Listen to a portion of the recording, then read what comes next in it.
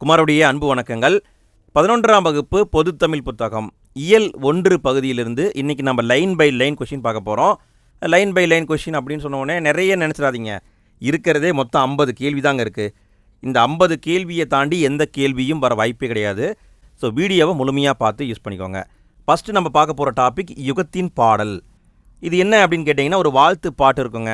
அந்த பாட்டிலேருந்து கேள்வி எடுத்திருக்கோம். இதில் பார்த்தீங்கன்னா மொத்தமே ஒரு 3 கேள்வி தான் இருக்குது. ஃபஸ்ட்டு கேள்வியை பாருங்கள். கவிஞர் சு வில்வரத்தினம் பிறந்த தீவு எது? கவிஞர் சு வில்வரத்தினம் இவர் தான் யுகத்தின் பாடல்ங்கிற ஒரு பாட்டு எழுதியிருப்பார். இவர் பிறந்த தீவு இலங்கையில் யாழ்ப்பாணத்தில் இருக்கிற புங்குடு தீவு. அடுத்த கேள்வி, கவிஞர் சு வில்வரத்தினம் எழுதிய கவிதைகள் உயிர்த்தெழும் காலத்துக்காக என்ற தலைப்பில் தொகுக்கப்பட்ட ஆண்டு. கவிஞர் சு வில்வரத்தினம் இருக்கார் இல்லைங்களா, அவர் நிறைய கவிதைகள் எழுதியிருக்காரு. அதை எல்லாத்தையுமே ஒன்றா சேர்த்து ஒரே புத்தகமாக மாற்றிருக்காங்க. அந்த புத்தகத்துக்கு பேர் உயிர்த்தெழும் காலத்துக்காக. எப்போ மாற்றினாங்கன்னா 2001 மாற்றினாங்க. 2001. அடுத்து 3வது கேள்வியை பாருங்கள். தன் இனத்தையும் மொழியையும் பாடாத கவிதை வேரில்லாத மரம் கூடில்லாத பறவை என்று கூறிய கவிஞர். இதற்கான பதில் ரசூல் கம்சதேவ். இவர் யாருன்னா ரஷ்ய நாட்டு கவிஞர். இவர் தான் சொல்லியிருக்காரு, தன் இனத்தையும் மொழியையும் பாடாத கவிதை வேரில்லாத மரம் போன்றது, கூடில்லாத பறவை போன்றது. யுகத்தின் பாடல்கள் அந்த டாப்பிக்கை முடிச்சிட்டோம். அடுத்து நம்ம பார்க்க போகிற டாபிக் பேச்சு மொழியும் கவிதை மொழியும். இது பார்த்திங்கன்னா ஒரு கட்டுரை. பேச்சு மொழியும் கவிதை மொழியும் என்ற கட்டுரையை எழுதியவர் யார்? பேச்சு மொழியும் கவிதை மொழியும் இந்த கட்டுரையை எழுதியவர் ராசேந்திரன். புக்கில் இந்திரன் போட்டிருப்பாங்க. இந்திரன் அப்படிங்கிறது அவருடைய புனைப்பெயர். அவருடைய ஒரிஜினல் பேர் ராஜேந்திரன். அடுத்த கேள்வி, கலைகளின் உச்சம் கவிதை. அந்த கவிதையை இயன்றவரை பேசுவது போல் எழுதுவது உத்தமம். அதுவே மானிடத்திற்கு எழுத்தாளர்கள் செய்யும் கடமை என்றவர் யார்? அதாவது கவிதையை முடிஞ்சளவுக்கு பேச்சு மொழியில் எழுதுங்கன்னு சொல்லியிருக்காங்க. இப்படி சொன்னவர் மகாகவி பாரதியார். அடுத்த கேள்வி, மொழி என்ற ஒன்று பிறந்தவுடன் உலகம் என்பதும் நான் என்பதும் தனித்தனியாக பிரிந்து தங்களை தனித்துவமாக நிலைநிறுத்திக் கொள்கின்றன என்று கூறியவர் யார்? ஒரு பாக்ஸ் கண்டென்ட் மாதிரி போட்டு கொடுத்துருப்பாங்க. இதற்கான பதில், இதை சொன்னவர் எர்னஸ்ட் காசிரர்.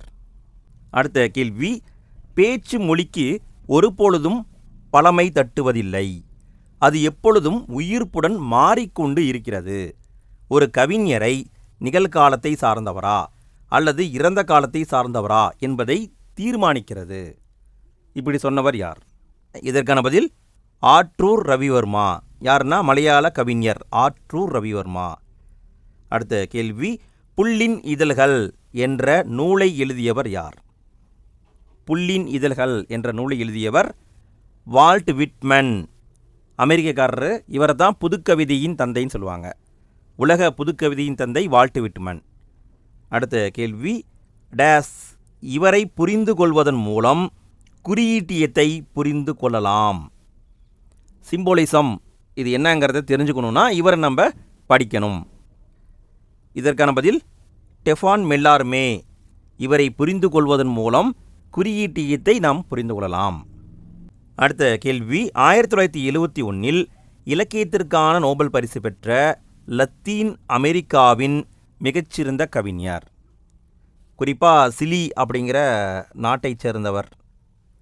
இதற்கான பதில் பாப்லோ நெருடா.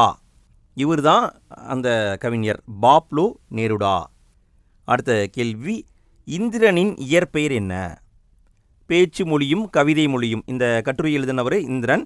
இவருடைய இயற்பெயர் ராசேந்திரன். ஃபஸ்ட்டு கேள்வியாகவே பார்த்தோம். அடுத்த கேள்வியை பாருங்கள். உரிய கவிஞர் மனோரமா பிஸ்வாஸின் பறவைகள் ஒருவேளை தூங்கப் போயிருக்கலாம் என்ற நூலின் மொழிபெயர்ப்புக்காக எந்த ஆண்டு சாகித்ய அகாதமி விருதை இந்திரன் பெற்றார்? இந்திரன் இருக்கார் இல்லைங்களா, இவர் என்ன பண்ணியிருக்காரு, ஒடிசா நாட்டு கவிஞர் மனோரமா பிஸ்வாஸ் அவர் ஒரு புத்தகம் எழுதியிருக்காரு. அந்த புத்தகத்துடைய பேர் என்ன? பறவைகள் ஒருவேளை தூங்கப் போயிருக்கலாம். அந்த புத்தகத்தை எடுத்து அப்படியே தமிழில் மொழிபெயர்த்திருக்காரு. அதுக்காக 2011ஆம் ஆண்டு இவருக்கு சாகித்ய அகாதமி விருது கொடுத்தாங்க. 2011. அடுத்த கேள்வியை பாருங்கள். இந்திரன் நடத்திய இதழ்கள் என்னென்ன? 2 இதழ்களை நடத்தியிருக்காரு. அது என்னன்னு கேட்டிருக்காங்க. இதற்கான பதில் வெளிச்சம் நுண்கலை. இந்த 2ம் இதழ்கள். மற்ற எல்லாமே அவர் எழுதிய நூல்கள். முப்பட்டை நகரம், அடுத்தது பாருங்கள் தமிழ் அழகியல், சாம்பல் வார்த்தைகள், நவீன ஓவியம், எல்லாமே அவர் எழுதிய நூல்கள். இதழ்கள் அப்படின்னா வெளிச்சம் நுண்கலை. அடுத்து நம்ம பார்க்க போகிற டாபிக் நன்னூல். நன்னூல் பாயிரம் அப்படிங்கிற ஒரு பாடலை கொடுத்துருப்பாங்க, அதில் பார்க்க போகிறோம். நன்னூல் முதலில் பதிப்பிக்கப்பட்ட ஆண்டு எப்போ பதிப்பிச்சாங்க? இதற்கான பதில் 1834 பதிப்பிச்சாங்க. 1834. ஃப்ரெண்ட்ஸ், நான் இன்னொரு கேள்வி உங்ககிட்ட கேட்குறேன், தெரிஞ்சவங்க கமெண்ட்டில் போட்டுவிடுங்க. திருக்குறள் முதல்ல பதிப்பிக்கப்பட்ட ஆண்டு எது? யார் பதிப்பிச்சாங்க? எங்கே பதிப்பிச்சாங்க? இதுக்கான பதில் தெரிஞ்சால் மறக்காமல் கமெண்ட்டில் போட்டுவிடுங்க. எத்தனை பேர் கரெக்டான ஆன்சர் போடுறீங்கன்னு பார்க்கலாம். அடுத்த கேள்வியை பாருங்கள். நன்னூலை முதலில் பதிப்பித்தவர் யார்? 1834 முதல்ல பதிப்பித்தவர் விசாக பெருமாவிளையார். விசாக பெருமாவிளையார் இவர் தான் பதிப்பிச்சிருக்காரு. அடுத்த கேள்வி, நன்னூல் பவணந்தி முனிவரால் எந்த நூற்றாண்டில் எழுதப்பட்டது? இது வழிநூலுங்க. வழிநூல் அப்படின்னா வேற ஒரு நூலை காப்பி பண்ணி அப்படியே எழுதப்பட்டது. தொல்காப்பியத்தை பார்த்து அப்படியே நன்னூலை எழுதியிருக்காங்க. அதனால் நன்னூல் என்பதும் வழிநூல் தான்.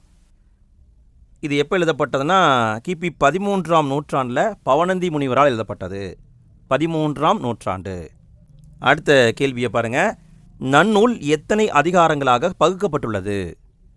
நன்னூலை எத்தனை அதிகாரமாக பிரிச்சிருக்காங்கன்னா 2 அதிகாரமாக பிரிச்சிருக்காங்க. தொல்காப்பியம் அப்படின்னா 3 அதிகாரமாக இருக்கும், எழுத்து சொல் பொருள். நன்னூல் 2 தான். என்ன அப்படின்னா ஒன்று எழுத்ததிகாரம், இன்னொன்று சொல்லதிகாரம். நன்னூலில் எழுத்ததிகாரத்தில் உள்ள 5 பகுதிகளில் பொருந்தாதது. 2 அதிகாரம் இருக்குன்னு பார்த்தோமா? ஒன்று எழுத்ததிகாரங்க, இன்னொன்று சொல்லதிகாரம். 2லேயுமே 5 பகுதிகள் இருக்குது. இதற்கான பதில் எழுத்து அதிகாரத்தில் 5 பகுதி இருக்குது. அது என்னென்னா எழுத்தியல், பதவியியல், உயிரீற்று புணரியல், மெய்யீற்று புணரியல். உரியியல் வராது, இது தவறு. இங்கே என்ன வரும்னா உருபு புணரியல் அப்படிங்கிறது வரும். சரிங்களா? உருபு புணரியல் இதுதான் வரணும். ஸோ இதுதான் தவறு. 5 பகுதி இருக்குதுங்க. இதை கேட்க வாய்ப்பு கம்மி தான், இருந்தாலும் தெரிந்து வைத்துக் கொள்ளுங்கள். அடுத்த கேள்வி, நன்னூலின் சொல்லதிகாரத்தில் உள்ள 5 பகுதிகளில் பொருந்தாது. இதற்கான பதில் பெயரியல் வரும், வினையியல் வரும், பொதுவியல் வரும், இடையியல் வரும், உருவு புணரியல் வராது. இது எங்கே வரணுங்க? இது இங்கே வரணும். அப்போ இங்கே வர வேண்டியது உரியியல் வரும். சரிங்களா? உரியியல் வரும். அடுத்த கேள்வி, டேஸ் என்ற சிற்றரசர் கேட்டுக்கொண்டதால் பவணந்தி முனிவர் நன்னூலை இயற்றினார் என பாயிரம் கூறுகிறது. எந்த சிற்றரசர் கேட்டுக்கொண்டதால் நன்னூலை பவணந்தி முனிவர் எழுதினார்? இதற்கான பதில் சீயகங்கன். சீயகங்கன் அப்படிங்கிற ஒரு சிற்றரசர், அவர் கேட்டுக்கொண்டதால் நன்னூலை பவணந்தி முனிவர் எழுதியிருக்காரு. கிபி 13ஆம் நூற்றாண்டில் எழுதியிருக்காரு. அடுத்த கேள்வி, 8ஆம் தீர்த்தங்கரர் சந்திரபிரபாவின் கோவில் உள்ள இடம், அது மட்டுமல்லாமல் பவணந்தி முனிவரின் உருவச் சிற்பம் உள்ள இடம். 8வது சமண தீர்த்தங்கர் யாருன்னா சந்திரபிரபா. அவரோட கோவிலில் பவணந்தி முனிவருக்கும் உருவச்சிலை வச்சுருக்காங்க. அது எங்கே இருக்குன்னா ஈரோடு மாவட்டத்தில் மேட்டுப்புதூர்னு ஒரு ஊர் இருக்குது, அங்கே இருக்குது. சரிங்களா? ஈரோடு மாவட்டம் மேட்டுப்புதூர். அடுத்த கேள்வி, பொதுப்பாயிரம் குறிப்பிடும் செய்திகள் எத்தனை? பாயிரத்திலே 2 டைப் இருக்குதுங்க. பொதுப்பாயிரம், சிறப்பு பாயிரம். பொதுப்பாயிரத்தில் 5 விதமான செய்திகளை கூறும். 5 விதமான செய்திகளை சொல்லுவாங்க. அடுத்த கேள்வியை பாருங்கள். சிறப்பு பாயிரம் குறிப்பிடும் செய்திகள். சிறப்பு பாயிரம்னா 8 வகையான செய்திகளை சொல்லுவாங்க. பொதுப்பாயிரம்னா 5 செய்திகள் வரும், சிறப்பு பாயிரம்னா 8 செய்திகள் வரும். அடுத்து நம்ம பார்க்க போகிற டாபிக் 6ஆம் திணை. இது ஒரு கட்டுரைங்க. 6ஆம் திணை என்ற கட்டுரையை எழுதியவர் யார்? இதற்கான பதில் ஆ. முத்துலிங்கம். 6ஆம் திணை என்ற கட்டுரை எழுதியவர் ஆ. முத்துலிங்கம். அடுத்த கேள்வி, ராபின்சன் குரூசோ என்ற புத்தகத்தை எழுதியவர் யார்? ராபின்சன் குரூசோ என்ற புத்தகத்தை எழுதியவர் டேனியல் டிஃபோ. Daniel tifo. அடுத்த கேள்வி, வெஞ்சின வேந்தன் பகை அலை கலங்கி வாழ்வோர் போகிய பேர் ஊர் பால் என்று பாடியவர் யார்? இது சங்ககால பாடலுங்க. இந்த பாடலை பாடியவர் தனி மகனார். தனி மகனார். அடுத்த கேள்வி, வெஞ்சின வேந்தன் பகை அலை கலங்கி வாழ்வோர் போகிய பேர் ஊர் பால் என்னும் நூல் எது? தனிமகனார் எழுதியிருக்காரு. இந்த பாட்டு எந்த நூலில் இருக்குது? இந்த பாட்டு நற்றினியில் 153வது பாட்டாக இருக்குது. நற்றினியில் 153வது பாட்டு. அடுத்த கேள்வி, ஒரு இனத்தை அழிப்பதற்கு அவர்களின் நூல்களை எரித்தால் போதும், அவர்களின் அறிவு மேலும் வளர முடியாமல் நின்றுவிடும் என்று கூறும் நூல் என்ன? இதற்கான பதிலை பார்க்குறதுக்கு முன்னால் ஃப்ரெண்ட்ஸ், நிறைய பேர் நம்ம வீடியோவை பார்க்குறீங்க, மறக்காமல் லைக் போடுங்க நண்பா.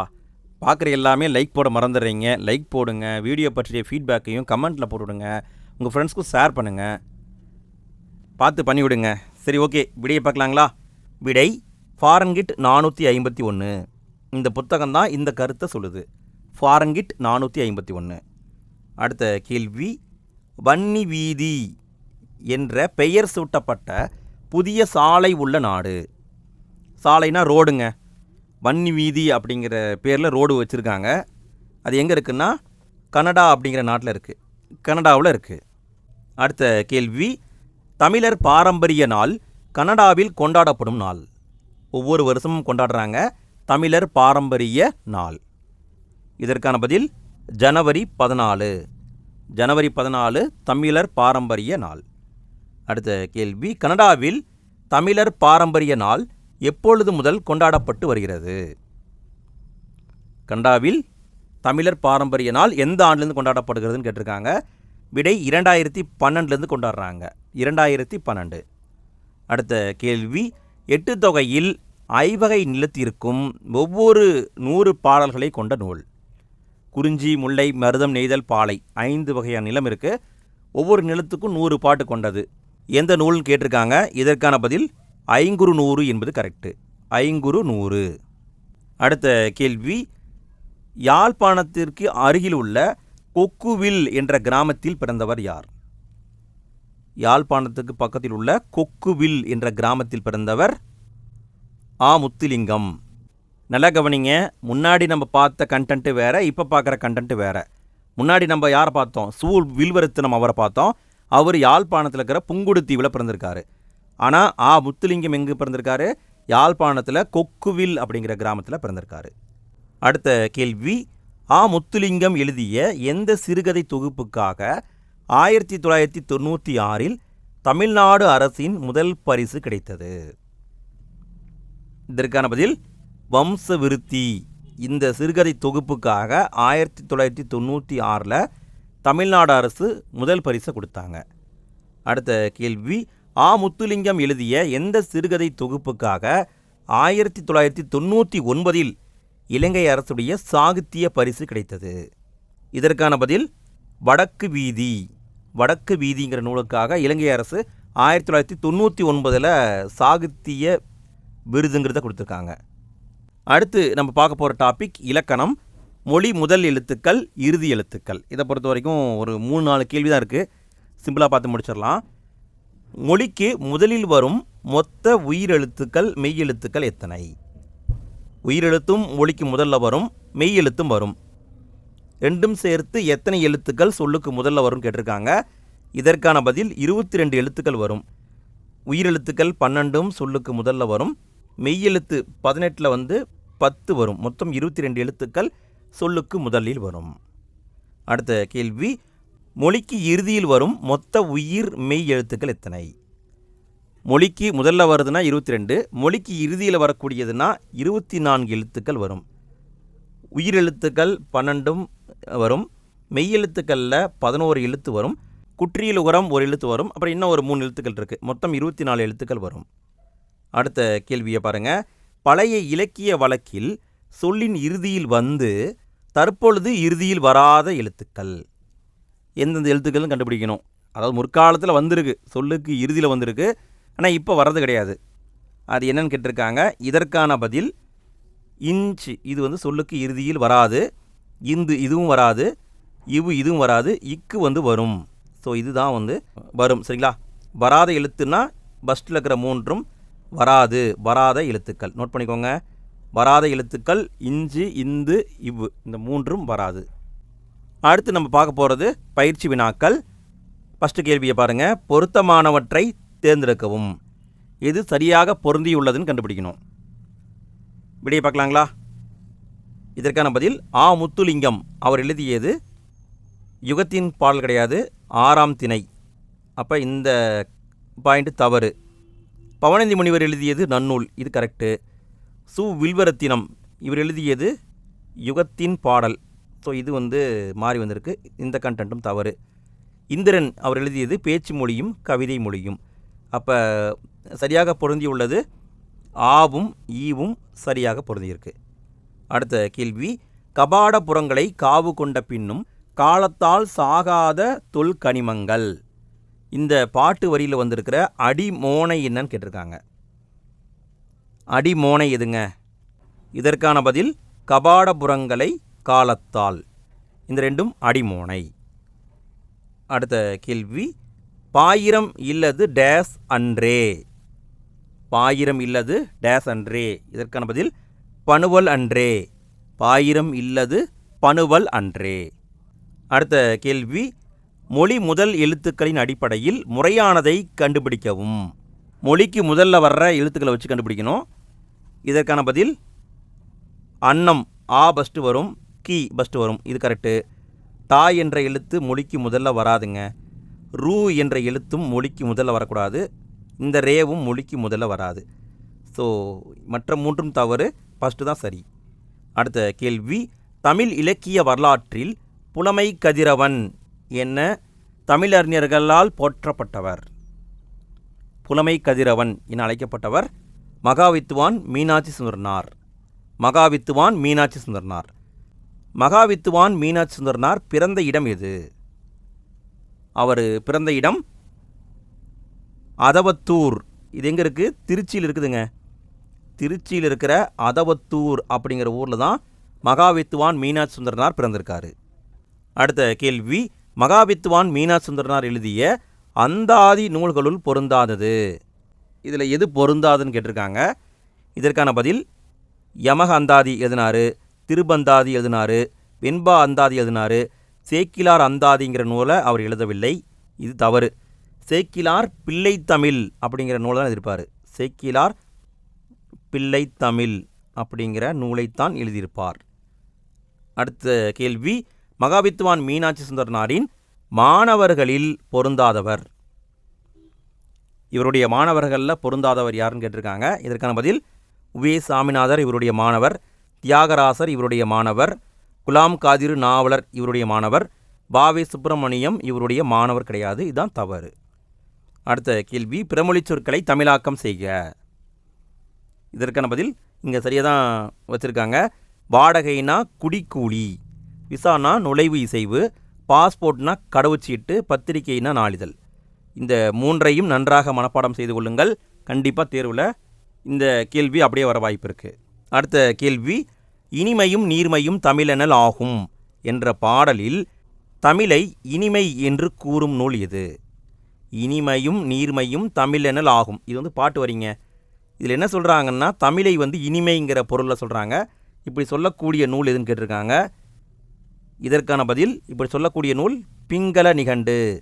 பிங்கள நிகண்டு. அடுத்த கேள்வி, அதுவும் சாலும் நற்றமிழ் முழுதறிதல் என்ற பாடலில் தமிழை பல்கலை புலமை என்று கூறும் நூல். அதுவும் சாலும் நற்றமிழ் முழுதறிதல், இந்த பாட்டு வரியில் இங்கே தமிழ்னு சொல்லியிருக்காங்க இல்லைங்களா, இதனுடைய அர்த்தம் என்னென்னா பல்கலை புலமைன்னு அர்த்தம். இப்படி சொல்லக்கூடிய நூல் புறநானூரில் தான் இந்த பாட்டு வரி இருக்குது, புறநானூறு. அடுத்த கேள்வி, தமிழ் தழிய சாயலவர் என்று அழைக்கப்படுபவர் யார்? தமிழ் தழிய சாயலவர் என்று அழைக்கப்படுபவர் கம்பர். கம்பர். அடுத்த கேள்வி, தமிழ் இவை பத்துமே என்ற பாடலில் தமிழை பாட்டு என்ற பொருளில் கூறியவர். தமிழ் இவை பத்துமே, இந்த பாட்டு வரியுடைய அர்த்தம் தமிழை பாட்டுன்னு சொல்லியிருக்காரு. யார் சொல்லியிருக்காங்கன்னா திருஞான சம்பந்தர் சொல்லியிருக்காரு, திருஞான சம்பந்தர். அடுத்த கேள்வி, 30 பாட்டுக்களால் ஆன திருப்பாவையை ஆண்டாள் டேஸ் என குறிப்பிடுகின்றார். 30 பாட்டுக்களால் ஆன திருப்பாவையை ஆண்டாள் தமிழ் மாலைன்னு சொல்கிறாங்க, தமிழ் மாலை. அடுத்த கேள்வி, கடைசி கேள்விங்க, இதோட வீடியோ முடியுது. அடுத்த இயலுக்கான வீடியோ ரெடி பண்ணோன்னே நான் எண்டு ஸ்க்ரீன்லேயும் ஃபஸ்ட்டு கமெண்ட்லேயும் லிங்காக கொடுக்குறேன். மறக்காமல் அதையும் பார்த்துடுங்க.